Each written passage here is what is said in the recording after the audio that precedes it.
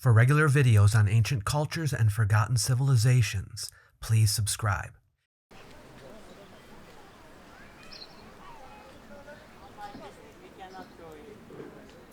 These are the remains of the Temple of Augustus here near the top of Ankara.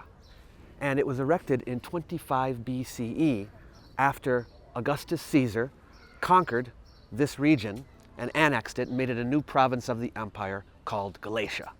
Originally standing here was a temple to a Phrygian deity, but it was replaced by the Temple of Augustus, which was commissioned by none other than the son of the king of Galatia, Pelamenes, who was trying to show that, okay, we are submitting to your rule, so we're going to honor you by putting this temple up in your name. Just before his death, the emperor had an autobiography composed. I say he had it composed because I don't know if he actually wrote it himself, but you know, it toots his own horn.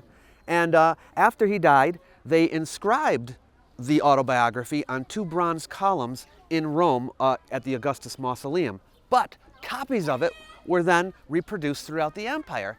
And here at this temple, there was a Latin version and a Greek version put here on the walls. And this is behind me here is the Greek version.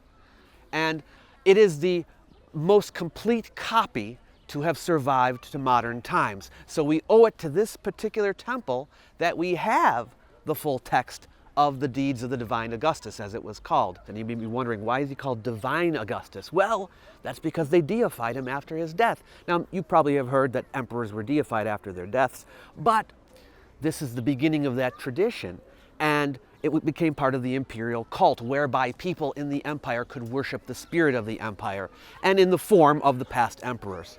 So, that was one of the purposes of this temple. It was refurbished again in the 2nd century, and then in the 5th or 6th century, it was changed into a Christian church, and it functioned as a church for almost 1,000 years. Then later, during the Ottoman period, a mosque was put here, and if you'll notice, they actually used part of the temple wall as a wall of the mosque.